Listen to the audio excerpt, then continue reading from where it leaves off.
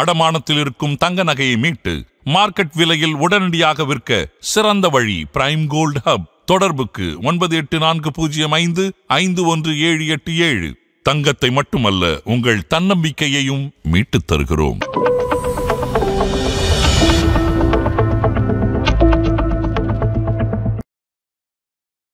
அதாவது 2003 to 2008 வரையும் பார்த்தீங்கன்னா I was a part timer. அப்போ எனக்கு மார்க்கெட்டை பற்றிலாம் பெருசாக தெரியாது. ஈவன் ஒரு ஸ்மால் கேப், மிட் கேப், அந்த மாதிரி எந்த கேட்டகரியுமே தெரியாது. இந்த ups and downs are inevitable. அது மேலே கீழே போகிறது, that's a nature of the market. அப்போ என்ன பண்ணணும்னா, whenever the market is down, either we have to keep quiet, which is very difficult, but குவாய்ட்டாக இருங்க. நான் வந்து எல்லாமே மார்க்கெட்டில் இன்வெஸ்ட் பண்ணியிருக்கேன். At any given point of time எனக்கு வந்து ஏதாவது ஒரு எமர்ஜென்சி அல்லது எனக்கு ஒரு தேவை அப்படின்னு பார்த்தீங்க அப்படின்னா, இப்போ ஃபார் எக்ஸாம்பிள் என்னோடய போர்ட்ஃபோலியோவில் நான் 100 ரூபா வச்சுருக்கேன் அப்படின்னா, மேக்ஸிமம் எனக்கு 10 ரூபாய்க்கு மேலே எனக்கு வந்து எமர்ஜென்சி வரவே வராது. இல்லைங்க, நீங்கள் என்னென்னா ஒரே ஒரு விஷயம் மட்டும் புரிஞ்சுக்கணும். மார்க்கெட் இருக்கு இல்லையா, மார்க்கெட்டுங்கிறது என்னென்னா, market is nothing but representation of so many organisation. இந்த ஆர்கனைசேஷன்லாம் வந்து they are into some manufacturing, some service, some production, ஏதோ ஒரு விஷயம் பண்ணி அதில் வந்து they are generating the return.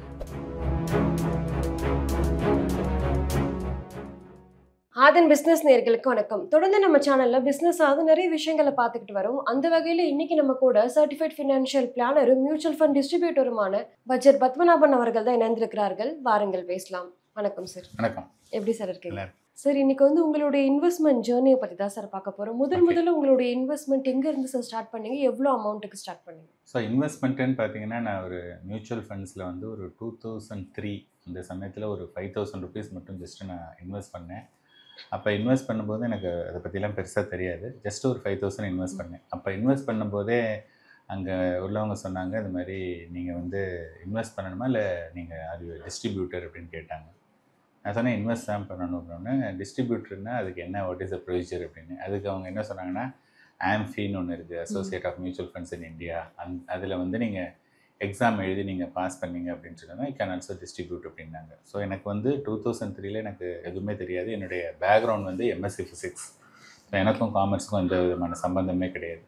So just out of curiosity, சரி அது என்னன்னு ட்ரை பண்ணலாம் அப்படின்னு சொல்லிட்டு நான் வந்து இது எக்ஸாம் எழுதினேன். 2003 செப்டம்பரில் வந்து ஒரு 2 டேஸ் ஒரு ட்ரைனிங் ப்ரோக்ராம் எழுதி வச்சாங்க. அது வந்து அது கிளியர் பண்ணிட்டேன். 2003 செப்டம்பரில் வந்து I became a mutual fund distributor. So அப்போ வந்து ஐ வாஸ் ஒர்க்கிங். அதனால் பார்ட் டைமில் எனக்கு தெரிஞ்ச என்னுடைய இன்வெஸ்ட்மெண்ட்டு, ஃப்ரெண்ட்ஸு, ஃபாதர் அந்த மாதிரி தான் வந்து பண்ணிட்டு இருந்தது. So that was the first starting point. Okay sir, கிட்டத்தட்ட நீங்கள் இப்போ 22 இயர்ஸ் உங்களோட இன்வெஸ்ட்மெண்ட் ஜேர்னி வந்திருக்கு. நீங்கள் நிறைய மார்க்கெட் கிராஷ் இதெல்லாம் பார்த்துருப்பீங்க. அதுலேருந்து எப்படி சார் மீண்டு வந்தீங்க? அதாவது 2003 to 2008 வரையும் பார்த்தீங்கன்னா I was a part timer. அப்போ எனக்கு மார்க்கெட்டை பற்றிலாம் பெருசாக தெரியாது. ஈவன் ஒரு ஸ்மால் கேப், மிட் கேப், அந்த மாதிரி எந்த கேட்டகரியுமே தெரியாது. சும்மா ரொம்ப நார்மலாக, இப்போ நார்மல் இன்வெஸ்டர் எப்படி இருக்காங்களோ ஐ வாஸ் சேம் லைக் இது. பிகாஸ் நான் வந்து பார்ட் டைமாக பண்ணிகிட்டு இருந்ததுனால தான். ஸோ நான் என்ன பண்ணேன்னா 2008 வந்து I quit my job. So நான் ஜாபை குவிட் பண்ணதுக்கப்புறமா நான் வந்து ஒரு நான் ஃபினான்ஷியல் டு ஃபினான்ஸ்க்கு வரும்போது எனக்கு ஏதாவது ஒரு குவாலிஃபிகேஷன் அல்லது ஏதாவது ஒரு எக்ஸ்பீரியன்ஸ் இருந்தால் தான் நான் இந்த இண்டஸ்ட்ரிக்கு வர முடியும். அப்படிங்கிறதுனால அந்த சமயத்தில் வந்து பார்த்திங்கன்னா ரொம்ப ஃபேமஸாக இருந்தது வந்து சிஎஃப்பி அப்படிங்கிற கோர்ஸ், சர்டிஃபைட் ஃபினான்ஷியல் பிளானர் அப்படிங்கிற கோர்ஸ். ஸோ அதுக்கு வந்து பார்த்தோன்னா அதுக்கு வந்து ஒரு 5 பேப்பர்ஸ் இருக்குது. ஸோ அந்த 5 பேப்பரும் கிளியர் பண்ணால் தான் will be awarded as a CFP. இந்த சிஎஃப்பி சர்டிஃபிகேஷன் வந்து இட்ஸ் அ குளோபல் வேலிடேஷன் இருக்கக்கூடிய ஒரு சர்டிஃபிகேட். ஈவன் டுடே நான் வந்து இப்போ சப்போஸ் ஆஸ்திரேலியா, கனடா, யூகே இது மாதிரி பெரிய பெரிய கண்ட்ரிக்கெல்லாம் நான் போய் இதே ப்ரொஃபஷனை கண்டினியூ பண்ணணும் அப்படின்னதுன்னா அங்கே இருக்கக்கூடிய அந்த கண்ட்ரிக்கு இருக்கக்கூடிய taxation, every country will have a different taxation. அந்த டாக்ஸேஷனுக்கு ஒரு பேப்பர் இருக்குது. ஸோ அந்த பேப்பர் மட்டும் நான் கிளியர் பண்ணேன் அப்படின்னா I can also practice my CFP in the respective country. So it's a global validation அப்படிங்கிறது வந்து ஒரு பெரிய ஒரு அட்ராக்டிவாக இருந்தது. So that is the reason அதை நான் படிச்சுட்டு இங்கே வந்தது. ஸோ இனிஷியலாக வந்து பார்த்திங்கன்னா அது கொஞ்சம் டஃப்பாக இருந்தது. ஸோ 2008-9 நான் அப்போ தான் வந்து இதை பற்றி கொஞ்சம் கொஞ்சமாக தெரிஞ்சுக்கிட்டது. அதுக்கப்புறமா வந்து பார்த்திங்கன்னா 2008 செப்டம்பரில் நான் ஜாபை குவிட் பண்ணியாச்சு. So my last working day was 2008 September 30th. 2008 அக்டோபர்லேருந்து I'm on my own. So 2008லேருந்து 2010 வரையும் 2010 ஜனவரி வரையும் ரஃப்லி அபவுட் ஒரு 15 months வந்து எனக்கு அவ்வளோவா சீரியஸ்னஸ் எனக்கு தெரியல. அந்த சமயத்தில் I used to do some commodity trading அது மாதிரி பண்ணிகிட்டு இருந்தோம். ஃபோக்கஸ் இல்லை. ஸோ 2010லேருந்து only I started focusing. So 2010லேருந்து வந்து பார்த்திங்கன்னா பட் நான் 2008 வரும்போதே மார்க்கெட் கிராஷ் ஆரம்பிச்சிச்சு. 2009 மார்ச்சில் வந்து மார்க்கெட் ரொம்ப பாட்டமே வந்தது. அதுக்கப்புறமா மார்க்கெட் ஸ்டார்டட் மூவிங். ஸோ 2010லேருந்து 2013 வரையும் மார்க்கெட் வந்து ஃப்ளாட்டாக தான் இருந்தது. 2013க்கு அப்புறமா மார்க்கெட் வந்து ஸ்டார்டட் ரேலிங். 2018 வரையும் மார்க்கெட் நல்ல ரேலி. அதுக்கப்புறமா 2018 வந்து SEBI categorisation of schemes, large கேப்னா எப்படி இருக்கணும், மிட் கேப்னா எப்படி இருக்கணும் அப்படின்னு இந்த கேட்டகரைசேஷன் வரும்போது மார்க்கெட் நல்லா கரெக்டானது. தென் இம்மீடியட்லாக ஒரு 1 year கழிச்சு 2020 வந்து வி ஹவ் சீன் கோவிட்லாம் வந்து பார்த்திங்கன்னா ஒரு 3 weeks வந்து மார்க்கெட் ரஃப்லி அபவுட் 25-30%, 3 வாரத்தில் 30% வந்து. ஸோ ஒன்லி திங் வந்து என்ன அப்படின்னதுன்னா, since I understand the data, பழைய டேட்டாவெல்லாம் பார்க்கும்போது if anybody who understand the data, long டேட்டாவை பார்த்தோம் அப்படின்னதுன்னா உங்களுக்கு மார்க்கெட் மேலே பயமே வராது. அது என்ன தெரியுன்னா, இந்த மாதிரி இந்த ups and downs are inevitable. அது மேலேயும் கீழேயும் போகிறது, that's a nature of the market. அப்போ என்ன பண்ணணும்னா, whenever the market is down, either we have to keep quiet, which is very difficult, but குவாய்ட்டாக இருங்க, அல்லது முடிஞ்சால் ஏதாவது கொஞ்சம் பணம் வந்ததுன்னா இன்வெஸ்ட் பண்ணுங்கள். So this is the lesson I learn. என்ன ஈவன் டுடே நான் என்ன சொல்கிறேன், இப்போ வந்து ரீசெண்டாக வந்து பார்த்திங்கன்னா லாஸ்ட்டு September 24 செப்டம்பர்லேருந்து February எண்டு வரையும் ரஃப்லி அபவுட் 6 months மார்க்கெட் இஸ் ஆன கண்டினியூஸ் ஃபால். மார்ச் 1 இன்னி வரையும் பார்த்திங்கன்னா இந்த பீரியடில் மார்க்கெட் வந்து ஒரு 20% ரிட்டர்ன் கொடுத்துருக்கு. அவ்வளோ விழுந்தது, இவ்வளவு ரெக்கவர் ஆகி. So one thing about market வந்து என்னென்னா, மார்க்கெட் வந்து கீழே விழுமானா கண்டிப்பாக கீழே விழும். ஆனால் கீழே விழுந்ததை விட மார்க்கெட் மேலே ஏறும்னா ஏறும். அப்படி தான் இவ்வளோ நாளாக ஏறிட்டு இருந்திருக்கு. இந்த ஒரு விஷயத்தை புரிஞ்சுக்கிட்டோம் அப்படின்னதுன்னா, நான் எமோஷ்னலாக இருக்கணும். அந்த மாதிரி இருந்தோன்னா மார்க்கெட்டில் வந்து பணம் பண்ணுறது ரொம்ப ஈஸியான விஷயம். ஓகே சார், இப்போ தான் நீங்கள் வந்து நான் எமோஷனாக வந்து இருக்கணும், எல்லாத்தையுமே வந்து ஃபேஸ் பண்ணணும், மார்க்கெட்டில் வந்து அப்ஸ் அண்ட் டவுன்ஸ் எல்லாம் இருக்கும் நீங்கள் புரிஞ்சுக்கிட்டீங்க. இப்போ இனிஷியல் ஸ்டேஜில் வந்து நீங்களுமே நிறைய லாஸ் வந்து ஃபேஸ் பண்ணியிருப்பீங்க. அப்போ எப்படி சார் இருந்தது? இல்லை, இனிஷியலில் வந்து நான் தான் சொன்னேன் இல்லையா, நான் வந்தது 2008 தான் குவிட் பண்ணி வந்தேன். அந்த சமயத்தில் அப்போ தான் ஐ ஸ்டார்டட் மை கரியர். அப்படிங்கும்போது பெரிய லாஸ் எல்லாம் வந்து ஒன்றும் இல்லை. பட் என்னென்னா, எங்களுக்கு வந்து 2020 அந்த மாதிரி 2013 ஒரு 3 years 2 years வந்து மார்க்கெட்டில் வந்து ரிட்டனே இல்லை அப்படின்னு சொன்னாங்கன்னா, தென் த இன்வெஸ்டர் வந்து வில் ஸ்டார்டட் கொஷினிங். என்ன சார், நான் 2 வருஷமாக ஒரு ரிட்டனுமே இல்லை, ப்ராபப்ளி நான் வந்து ஃபிக்ஸட் டெபாசிட்டில் போட்டிருந்தா கூட 8% கிடச்சிருக்கும், இங்கே போட்டிருந்தா ஒரு ரிட்டனுமே இல்லை. இந்த மாதிரியான ஒரு விஷயங்கள் எப்போதுமே வந்துட்டு இருக்கும். Especially we faced a big challenges from few investor in the covid. ஏன்னா கோவிடில் வந்து பார்த்திங்கன்னா ஒரு டெட்லி காம்பினேஷன். ஒன்று மார்க்கெட் இஸ் ஸ்டார்டட் ஃபாலிங், இன்னொன்று வந்து பார்த்திங்கன்னா நிறைய பேர் வந்து தங்களுடைய உயிரையே இழக்கிறாங்க. ஸோ நிறைய பேருக்கு வந்து ஜாபுக்கு போகாதனால சில ஜாபெல்லாம் வந்து தே ஹேவ் டு குவிட். அந்த மாதிரி இருக்கும்போது ரொம்ப இது இருந்தது. It's not a only India மட்டும் கிடையாது, இது வந்து இட்ஸ் அ வேர்ல்டு வைடு இதுங்கும்போது that was a difficult time. But என்ன அதில் பியூட்டி என்னென்னு பார்த்தீங்கன்னா, வாட் எவர் ஃபால்ஸ் 2020 மார்ச்லேருந்து மார்ச் 23 வரையும் இந்த 21 நாள் தான், டு பி ப்ரிசைஸ் 3 weeks, அது விழுந்தது வந்து பார்த்திங்கன்னா இந்த நெக்ஸ்ட்டு 1 yearல நம்ம கோவிட்லேருந்து வெளியிலே வரல. அது வந்து அந்த கீழே விழுந்ததுலேருந்து நீங்கள் 100 ரூபா போட்டிருந்தீங்கன்னா அது 70 ரூபா ஆகிடுச்சு. பட் வந்து அடுத்த 1 yearல 70 வந்து 210 ஆகிடுச்சு. 3x வந்து within a year. Everybody is at home. So that is the kind of market. So மார்க்கெட்டில் வந்து நிறைய தடவை கீழே விழுமானா கண்டிப்பாக விழும். ஆனால் எத்தனை தடவை கீழே விழுந்தாலும் அது வந்து அதை விட மேலே தான் எழுந்து தான் வந்துட்டு. ஓகே சார், இப்போ உங்களுடைய இன்வெஸ்ட்மெண்ட் ஜேர்னியில் எஸ்ஐபி எஸ்டபிள்யூபியோட ரோல் எப்படி சார் இருந்தது? நீங்கள் வந்து என்னென்னா, எஸ்ஐபி அப்படிங்கிறது வந்து நம்ம ஒரு கார்பஸை கிரியேட் பண்ணுறதுக்கு கொஞ்சம் கொஞ்சமாக நம்ம பணம் போடுறோம். இப்போ ஃபார் எக்ஸாம்பிள் நீங்கள் ஒர்க் பண்ணுறீங்க அப்படின்னதுன்னா உங்களுக்கு மாதம் ஒரு சம்பளம் வருது. அந்த சம்பளத்தில் லெட்டஸே 100 ரூபா சம்பாதிக்கிறீங்கன்னா அதில் 10 ரூபாய் 20 ரூபாய் சேவிங்ஸுக்குன்னு நீங்கள் கொஞ்சம் கொஞ்சமாக அப்படி போடும்போது இந்த 10 rupees or 20 rupees over period grow ஆகுது. சப்போஸ் பிஸ்னஸ் மேனாக இருக்காங்க அப்படிங்கும்போது அவங்களுக்கு வந்து கேஷ் ஃப்ளோ வந்து மந்த் ஆன் மந்த் வராது. அவங்க என்ன பண்ணுவாங்கன்னா, எனக்கு இன்றைக்கி ஒரு மணி வந்ததா, இதை போடுறேன், அடுத்து 3 months 6 monthsலாம் எனக்கு மணியே வரல, நான் போட மாட்டேன், திருப்பி பணம் வந்ததுன்னா போடுறேன். அவங்களுடைய இது வந்து அட்ஹாக்காக இருக்கும். பட் வந்து இட் இஸ் அ பல்க் மணி, இது மாதிரி குட்டி குட்டியாக இருக்காது. ஸோ ஒன்றா எஸ்ஐபி அல்லது லம்சம், இந்த மாதிரி நம்ம வந்து first we have to create a corpus. So corpus வந்து பெருசாகிடுச்சுன்னு வச்சுங்க. ஃபார் எக்ஸாம்பிள் ஒருத்தர் 25 வயசில் ஸ்டார்ட் பண்ணுறாரு, ஒரு 2000 5000 ஸ்டார்ட் பண்ணுறாங்கன்னா ஒரு 25-30 இயர்ஸில் அவருடைய கார்பஸ் வந்து 2 crores 3 crores ஈஸியாக வந்துடும். ஸோ அந்த 2 crores 3 crores வந்துருச்சு. இப்போ அவர் ரிட்டையர் ஆகிறாரு. இனிமேல் அவருக்கு வந்து there is no pension from the employment, அங்கே கிடையாது. இனிமேல் வந்து அவருக்கு எம்ப்ளாயபிளும் கிடையாது, அவருக்கு யாரும் வேலைக்கும் எடுத்துக்க மாட்டாங்க அப்படின்னு சொன்னதுன்னா இந்த மணியை டிபெண்ட் பண்ணி தான் அவர் வந்து ரெஸ்ட் ஆஃப் ஹிஸ் லைஃப்பை வந்து அவர் தள்ளணும். அந்த சுச்சுவேஷனில் வந்து என்னென்னா what ever the corpus created அதுலேருந்து மாதம் ஒரு தொகை எடுத்துக்கணும். அந்த தொகையுமே எப்படி இருக்கணும் அப்படின்னா 7.2% per annum. Let us assume you have 1 crore. உங்கள்ட்ட 1 கோடி ரூபாய் இருந்ததுன்னா இந்த கார்பஸ் கிரியேட் பண்ணியிருந்தீங்கன்னா 1 கோடி ரூபாயில் 7.2%னா உங்களுக்கு வந்து 7.2 lakhs per year. அப்படின்னதுனா என்னென்னா 60,000 rupees per month. நீங்கள் 60,000 ரூபா மாதம் நீங்கள் எடுத்துக்கிட்டீங்க அப்படின்னதுன்னா உங்களுக்கு வந்து அந்த மணி வந்து இட் வில் லாங் லாஸ்டிங்காக இருக்கும். ஸோ என்னுடைய கேஸில் வந்து என்னென்னா there is no requirement for SWP. So I am in the process of building wealth. Because நான் வந்து ஆக்டிவாக நான் ஒர்க் பண்ணிகிட்ருக்கேன், ஏர்னிங் கேஷ் ஃப்ளோ இருந்துகிட்டே இருக்குது. அதனால என்னால் வந்து SIP போட முடியுது, லம்சம் போட முடியுது. So there is no need for நீ டு டேக் அ SWP ஆப்ஷனுங்கிறத நான் சூஸ் பண்ணணுங்கிற நெசசிட்டி இப்போது கிடையாது. மேபி 10-20 இயர்ஸ் டவுன் த லைனில் ஓகேப்பா இஸ் என்எஃப் அப்படிங்கிற ஒரு இன்கேஸ் அது மாதிரி ஒரு தேவை ஏற்பட்டுது அப்படின்றதுனா probably I look for SWP. என்னை விட்டுடுங்க, because I am in the business. இப்போ உங்களை மாதிரி ஒரு காமன் மேனை பொறுத்தவரையும் ஒரு 50, 55, 60 வயசு வரையும் when they want to retire அது வரையும் வெல்த்தை பில்ட் பண்ணிவிட்டு அதுக்கப்புறமா வந்து இந்த SWP மூலமாக கொஞ்சம் கொஞ்சமாக பணத்தை எடுத்துக்கலாம். ஓகே சார், இப்போ உங்களுடைய ஸ்பெசிஃபிக் அசட் அலோகேஷன் ஸ்ட்ராட்டஜி என்னவாக இருக்குது சார்? சரி, இப்போ வந்து பார்த்தீங்க அப்படின்னதுன்னா ஃபஸ்ட்டு வந்து இந்த அசட் அலோகேஷன் அப்படிங்கிற ஒரு விஷயமே வந்து என்னென்னு பார்த்தீங்கன்னா அசட் அலோகேஷன் வந்து ரெடியூசஸ் த வாலட்டிலிட்டி.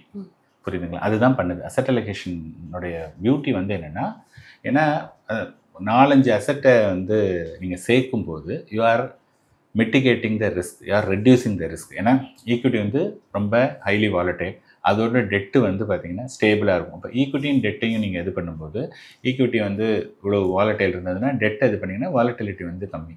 அதோட கோல்டு சேர்க்குறீங்கன்னா இன்னும் கொஞ்சம் கம்மி. ஸோ எவென்ச்சுவலி வந்து என்னென்னு பார்த்தீங்கன்னா asset allocation will help you to reduce the risk or volatility in the portfolio. ஓகேயா? இப்போ வந்து ஜென்ரலாக ஒரு இன்வெஸ்டராக வரவங்களுக்கு வந்து என்னென்னா எப்போதுமே பயம்தான் அவங்களுக்கு இருக்கும். ஐயோ நான் பணத்தை போடுறேன், என்ன ஆகுமோ ஏதாகுமோ அப்படிங்கும்போது அவங்களுடைய மேஜர் ஃபோக்கஸ் வந்து என்னென்னா more than making a return they wanted to have a lesser volatility. So அந்த ஏற்ற இறக்கம் கம்மியாக இருக்கிறதுக்கு தான் நிறைய பேர் வந்து ஃபோக்கஸ் பண்ணுவாங்க. இப்போ நான் வந்து இந்த ப்ரொஃபஷனை அண்டர்ஸ்டுட் பண்ணதுனால இந்த வாலட்டிலிட்டி இதெல்லாம் எனக்கு அதை பற்றி தெரியும். ஸோ எனக்கு வந்து அதை பற்றி கவலை கிடையாது. ஸோ அப்படி இருக்கும்போது நான் வந்து என்னென்னா இந்த அசட் அலோகேஷனுங்கிறதெல்லாம் நான் ஃபாலோ பண்ணுறது கிடையாது. ஓகே, ஸோ என்னை பொறுத்தவரை என்னென்னா என்னுடைய investment is for a long term. So நான் லாங் டேர்ம் வெல்த் க்ரியேட் பண்ணும்போது there is no place for gold, there is no place for debt. என்னுடைய போர்ட்ஃபோலியோவில் அதெல்லாம் கிடையவே கிடையாது. So mine is fully equity. Okay, இப்போ நீங்கள் வந்து என்ன சொல்லுவீங்க, சார் ஃபுல்லாக ஈக்விட்டியாக இருக்குது அப்படிங்கும்போது you are carrying a huge risk. So நாளைக்கு திடீர்னு உங்களுக்கு ஒரு தேவை வந்ததுன்னா எப்படி அதை மீட் அவுட் பண்ணுவீங்க? ஸோ இது வந்து என்னென்னா எல்லாருக்குமே இருக்கக்கூடிய ஒரு கொஷின். ஸோ இப்போ என்னை பொறுத்தவரை என்ன அப்படி, நான் வந்து எல்லாமே மார்க்கெட்டில் இன்வெஸ்ட் பண்ணியிருக்கேன். At any given point of time எனக்கு வந்து ஏதாவது ஒரு எமர்ஜென்சி அல்லது எனக்கு ஒரு தேவை அப்படின்னு பார்த்தீங்க அப்படின்னா, இப்போ ஃபார் எக்ஸாம்பிள் என்னோடய போர்ட்ஃபோலியோவில் நான் 100 ரூபா வச்சுருக்கேன் அப்படின்னா மேக்ஸிமம் எனக்கு 10 ரூபாய்க்கு மேலே எனக்கு வந்து எமர்ஜென்சி வரவே வராது. Not only me, anybody for that matter, யாருக்குமே வந்து 10 ரூபாய்க்கு மேலே எமர்ஜென்சி வராது. ஸோ எல்லோரும் என்ன பண்ணுறாங்கன்னா இந்த 100 ரூபாயுமே ஒரு அசட் அலோகேஷனுங்கிற ஒரு ஃப்ரேம் ஒர்க்கில் அந்த 100 ரூபாயும் பில்ட் பண்ணிவிட்டு அந்த 10 ரூபா ஒரு லிக்விட் ஃபண்டு அல்லது பேங்க்கில் ஒரு சேவிங்ஸ் இதுன்னு சொல்லிட்டு சேஃபாக வச்சுக்கணும், தட்ஸ் கால் எமர்ஜென்சி ஃபண்ட் அப்படின்னு சொல்லிட்டு ஒரு 10 ரூபாயை இப்போ பண்ணுறாங்க. ஸோ நான் என்ன பண்ணுறேன்னா இந்த 100 ரூபாயும் மார்க்கெட்லேயே போட்டிருக்கேன். இந்த 10 ரூபாய் இருக்கு இல்லையா, இன்கேஸ் எனக்கு ஏதாவது தேவை அப்படின்னு சொன்னதாங்கன்னா என்னுடைய போர்ட்ஃபோலியோ இந்த 100 ரூபா portfolio at any given point of time maximum 50 ரூபா கீழே வரலாம். அது வரை வந்திருக்கு, 50 தான் வரும். ஆனால் எனக்கு 10 ரூபா தானே வேணும். 50 ரூபா கீழே விழுந்தால் கூட நான் அந்த 50 ரூபா, அதாவது 100 போட்டிருக்கேன், 100 வந்து 50 ரூபா ஆகிடுச்சு. இப்போ வந்து எனக்கு 10 ரூபா தேவைப்படுது, ஒரு எமர்ஜென்சி வரணும்னா இந்த 50 ரூபாயில் 20 ரூபாயை பிளெச் பண்ணேன்னா எனக்கு 10 ரூபா வந்து I can take it out. So அந்த 10 ரூபாயில் வந்து 10 ரூபாய்க்கு நான் பே பண்ணக்கூடிய இன்ட்ரெஸ்ட் வந்து ஜஸ்ட்டு 10% தான். நம்ம முன்னாடியே சொல்லியிருக்கோம், மார்க்கெட் எப்போதுமே 1 இயரில் திரும்பிடுது. எஸ்பெஷலி இவ்வளோ ஃபால் வந்தது அப்படின்னா ஆட்டோமேட்டிக்காக திரும்பிடும். அப்படின்னு இருக்கும்போது எனக்கு வந்து any emergency I can easily manage. அப்படின்னு இருக்கும்போது why should I settle for ஒரு 12%. இந்த மாதிரிலாம் நீங்கள் பண்ணிங்கன்னா ஒரு 12%ல் வந்து போர்ட்ஃபோலியோ க்ரோ ஆகும். So my portfolio is growing more then 15% because நான் இதெல்லாம் வந்து இன்வால்வ் பண்ணலை. ஸோ இதை பொறுத்தவரையும் எனக்கு வந்து இந்த கேம் ஃபுல்லாக எனக்கு தெரியும், இது ஹவு இட் ஒர்க்ஸுங்கிறது தெரியும். எமோஷனலாக அது கீழே போனாலும் மேலே போனாலும் நான் அதை வந்து கவலைப்பட மாட்டேன். ஸோ நீங்களும் என்ன மாதிரியான ஒரு மைண்ட் செட்டில் உங்களுக்கு இருந்தது அப்படின்னதுன்னா யூ கேன் பி அக்ரெசிவ். இல்லை சார் எனக்கு வந்து கொஞ்சம் கீழே போனாலே எனக்கு தூக்கம் வராது, எனக்கு கஷ்டம் அப்படின்னதுன்னா you can do the asset allocation. என்னை பொறுத்தவரையும் I don't believe in asset allocation as far as my personal portfolio is concerned. and anybody who is building for a long term, யாராவது ஒருத்தர் லாங் டேர்மில் வந்து ஒரு வெல்த்தை க்ரியேட் பண்ணுறாங்கன்னா அவங்களுக்கு வந்து இந்த மாதிரி அசெட் அலோகேஷன் தேவையில்லைங்கிறது தான் என்னுடைய கருத்து. ஓகே சார், இப்போ புதுசாக இன்வெஸ்ட்மெண்ட் ஜர்னி ஸ்டார்ட் பண்ண போகிறாங்க அப்படின்னா அவங்களுக்கு உங்களுடைய அட்வைஸ் என்ன சார்? சரி, நீங்கள் அதாவது இன்வெஸ்ட்மெண்ட் ஸ்டார்ட் பண்ணுறீங்க அப்படின்னதுன்னா ஃபஸ்ட்டு நீங்கள் வந்து you should be a long பிளேயராக வாங்க. நீங்கள் வந்து இப்போ தான் வேலைக்கு சேர்ந்து இப்போ தான் மொத மாதமோ அல்லது 1 year சம்பளம் வாங்கியிருக்கீங்க அப்படின்னதுன்னா எடுத்த உடனே நீங்கள் வந்து don't get into all the debt. EMI அப்படிங்கிறது வந்து ஈஸியாக உங்களுக்கு கிடைக்கக்கூடிய ஒரு விஷயம். இஎம்ஐ இஸ் நாட் ஃப்ரீ, புரியுதுங்களா? இஎம்ஐனா என்னென்னா இன்றைக்கி ஒரு பொருளை வாங்கிறதுக்கு உங்களுக்கு தகுதி இல்லை, ஆனாலும் இஎம்ஐங்கிற இதில் வந்து they R elevating your standard அப்படின்னு நீங்கள் போனீங்க அப்படின்னதுன்னா எங்கே வந்து நீங்கள் இன்வெஸ்ட் பண்ணுறதுக்கு எங்கே மணி இருக்கும்? இன்னொரு 2 வருஷம் கழிச்சு தான் என்னால் காரே வாங்க முடியும், அல்லது 2 வருஷம் கழிச்சு தான் ஒரு 2 வீலரே வாங்க முடியும், 3 வீலரே வாங்க முடியும்னா இன்றைக்கே வந்து அந்த மணி வேணும் அப்படின்னு சொன்னதுன்னா என்ன பண்ணுறீங்க? நீங்கள் வந்து ஃப்யூச்சரில் இருக்கக்கூடிய இதை வந்து கடனை வாங்கி இன்றைக்கி வாங்குறீங்க. அந்த மாதிரி இருக்கும்போது நாளைக்கு வந்து ஃப்யூச்சருடைய இது வந்து பயங்கரமாக இருக்கும். அப்போ வந்து பார்த்திங்கன்னா உங்களால் மீட் அவுட் பண்ண முடியாது. இப்போ ரீசெண்டாக வந்து பார்த்தோம் அப்படின்னதுன்னா டிசிஎஸில் வந்து நிறைய லே ஆஃப் அப்படின்னு சொன்னாங்க. அதாவது நான் கேள்விப்பட்ட வரையும் compare to all other IT firm வந்து டிசிஎஸில் வந்து அவ்வளோ சீக்கிரமாக யாரையும் ஜாப் விட்டு எடுக்க மாட்டாங்க அப்படின்னு நான் கேள்விப்பட்டிருக்கேன். ஓகேங்களா? அப்போ யோசிச்சு பாருங்கள், டிசிஎஸ் அந்த மாதிரி ஒரு எம்ப்ளாயி சென்ட்ரிக் அல்லது எம்ப்ளாயிக்கு வந்து அவ்வளவு ஒரு இது கொடுக்கக்கூடிய இம்பார்ட்டன்ஸ் கொடுக்கக்கூடிய டிசிஎஸ்ஸே ஆளுங்களை வந்து ஆட்குறைப்பு இருக்குது அப்படின்னதுன்னா just look at the other companies. அது வந்து இன்னும் நிறைய வரதுக்கான வாய்ப்புகள் இருக்குது. ஒன்று, இப்போ ஐடியில் வேலை பார்க்குறவங்கலாம் என்ன சொல்கிறாங்க அப்படின்னா ரொம்ப 2 விஷயம் ரொம்ப கான்ட்ரடிக்டாக பேசுகிறாங்க ஐடியில். ஆல் த ஐடி பீப்புள் என்ன சொல்லுவாங்கன்னா, ஃபஸ்ட்டு இப்போ என்ன மீட் பண்ணும்போது, சார் உங்களுக்கே தெரியும் ஐடி ஜாப்லாம் வந்து நிரந்தரம் கிடையாது, எப்போ வேணாலும் எடுத்துருவாங்க. இது வந்து ஒரு ஸ்டான்ஸ். அதே ஆள் வந்து என்ன சொல்லுவாங்கன்னா, நான் கேட்பேன் என்ன பண்ணியிருக்கீங்கன்னா, சார் நான் ஒரு ஹோம் லோன் எடுத்திருக்கேன். எத்தனை வருஷம்? 20 வருஷம். இப்போ ஐடி ஜாப் வந்து செக்யூர்டு இல்லைன்னா எந்த தைரியத்தில் 20 வருஷம் லோன் எடுக்கிறீங்க? எவ்வளோ கான்ட்ரடிக்டரி பாருங்க. அப்படின்னா ஏதாவது ஒன்று தான் ரைட்டு. இப்போ ஐடி ஜாப் வந்து மோரார்லெஸ் இருக்கும், அதுதான் நானும் இது பண்ணுறேன். அப்படின்னு இருக்கும்போது எதுக்கு ஐடி ஜாபை பற்றி பயப்படணும்? இதே ஆளுங்க வந்து என்ன சொல்லுவாங்கன்னா, எஸ்ஐபி ஒன்று ஸ்டார்ட் பண்ணணுன்னா, சார் 5000 rupees ஸ்டார்ட் பண்ணுறேன் சார், நாளைக்கு போடலைன்னா பணம் கட்ட முடியலன்னா என்ன சார் அப்படின்னா, 1 லட்ச ரூபா இஎம்ஐ மாதம் கட்டியே தீரணும். அது கட்ட முடியுமா அப்படிங்கிற கொஷின் யாருமே கேட்க மாட்டாங்க. ஆனால் ஒரு 5000 ரூபா எஸ்ஐபி போடலாம், போட வேண்டாம், தட் இஸ் யுவர் சாய்ஸ். உடனே அது போடலைன்னா என்ன பண்ணுறது அப்படின்னு கேட்பாங்க. ஸோ யங்ஸ்டர்ஸ் யாராவது ஒருத்தவங்க புதுசாக வர்றாங்க அப்படின்னதுன்னா first they should invest more. அவங்க கமிட்மெண்ட்டு இப்போ தான் இருப்பாங்க, ஒரு பேச்சுலராக இருப்பாங்க, 2-3 years 4 years பேரண்ட்ஸ் கூட இருப்பாங்கன்னா அவங்களுக்கு பெருசாக செலவே கிடையாது. So they can invest aggressively as high as 50 to 70% வரையும் அவங்க இன்வெஸ்ட் பண்ணலாம். ஈவன் நீங்கள் மேரேஜ் ஆனதுன்னா கூட நீங்கள் வந்து இன்வெஸ்ட் பண்ணுங்கள். உடனே எடுத்த உடனே ஒரு காரை வாங்குறது, வீடை வாங்குறது அப்படிங்கிற மாதிரி கடனுக்கு போகாமல் முதல்ல யூ பில்ட் சம் அசெட்ஸ். அதுக்கப்புறமா வந்து உங்களுக்கு வந்து சேலரி நல்லா இன்க்ரீஸ் ஆகும். Then 5 years 10 years down the line you know where you are going to work அப்படிங்கிறது உங்களுக்கு தெரியும். அந்த சமயத்தில் நீங்கள் வந்து வீட்டை பற்றி சிந்திக்கலாம். என்னை பொறுத்தவரையும் வீடும் காரும் வேலைக்கு சேர்ந்தோன்னே வாங்கவே கூடாது. அட்லீஸ்ட் ஃபார் 5 years அதை பற்றி அவங்க நினைக்கவே கூடாது. ப்ராபப்ளி சில இடத்துல வந்து கார் மேபி சில கேஸில் எடுத்துக்கலாம், பட் வீடெல்லாம் வந்து 5 years 10 yearsல வந்து தேவையே கிடையாது. இப்போ நீங்கள் உங்களோட பாஸ்ட்டுக்கு உங்களோட இன்வெஸ்ட்மெண்ட் ஜர்னி 2003 வந்து ஸ்டார்ட் பண்ணுறது கிட்டத்தட்ட 20 வருடங்களுக்கு மேலே வந்து போய்கிட்டு இருக்கு. நீங்கள் முன்னாடி இப்போ ஏதாவது மாற்றணும் இல்லை உங்களுக்கு ஒரு அட்வைஸ் கொடுப்பேன் அப்படின்னா எந்த மாதிரி அட்வைஸ் கொடுப்பேன்? இப்போ நான் வந்து பார்த்தீங்கன்னா ஏதாவது ஒன்று ஃபர்ஸ்ட் ஆஃப் ஆல் எனக்கு வந்து ஐ டோன்ட் பிலீவ் இன் இந்த மாதிரி ஒரு சேஞ்ச் இதுங்கிறது இல்லை. பட் ஒரு ஜஸ்ட் ஒரு ஹைபாத்தட்டிக்கல் கொஷின்ஸ்க்கு அப்படின்னு பார்த்தோன்னா, 2003 அப்படிங்கும்போது அந்த பீரியடில் வந்து யாரும் இப்போ நான் இப்போ சொல்கிற மாதிரி எஸ்ஐபி அல்லது இன்வெஸ்ட்மெண்ட், மியூச்சுவல் ஃபண்ட் இன்வெஸ்ட்மெண்ட்டுங்கிறதெல்லாம் 22 இயர்ஸ்க்கு முன்னாடி இருந்தது. பட் அந்த மாதிரிலாம் யாரும் சொல்லலை. ப்ராபப்ளி யாராவது இப்போ நான் கைட் பண்ணுற மாதிரி சம்படி கைடட் மீ அந்த சமயத்தில் பண்ணியிருந்தாங்கன்னா probably I should have started SIP அந்த முன்னாடியே பண்ணியிருப்போம். ஏன்னா 2003 வந்து சென்செக்ஸ் வந்து 3000 பாயிண்ட் 2003. இன்றைக்கி வந்து 85,000 பாயிண்ட். கிட்டத்தட்ட உங்களுக்கு வந்து 26-27 மடங்கு ஆயிருக்கு இந்த 22 வருஷத்தில். 22 இயர்ஸில் 26-27 it's a very big number. புரியுதுங்களா? அப்படின்னதாக இருந்ததுன்னா ஆரம்பத்துலேருந்து போட்டுட்டு இருந்தோன்னா பயங்கரமான மணி பண்ணியிருந்துருக்கலாம். பட் ஓகே, அது வந்து இருந்தது. நான் என்ன சொல்கிறேன், அதை விட்டுடுங்க. இங்கேருந்து 22 வருஷத்துக்கு கூட இப்போ நீங்கள் வேலை பார்க்குறீங்க, ஒரு 50,000 ரூபா சம்பாதிக்கிறீங்க, 30,000 ரூபா சம்பாதிக்கிறீங்க, ஸ்டார்ட் வித் 10%. ஒரு 3,000 ரூபா இன்வெஸ்ட் பண்ணுங்கள். கிராஜுவலாக வந்து ஒரு 10%ஆவது இன்க்ரீஸ் பண்ணணுன்னு பார்த்தீங்கன்னா கூட ஸ்டில் வந்து உங்களால் வாட் எவர் முன்னாடி மிஸ்டு ஆப்பர்ச்சுனிட்டிலாம் கூட கவர் பண்ணுறதுக்கு நிறையவே வாய்ப்பு இருக்குது. உங்களோட இன்வெஸ்ட்மெண்ட் ஜர்னி பற்றி நிறைய விஷயங்கள் சொல்கிறீங்க. ரொம்பவே நன்றி. நன்றி.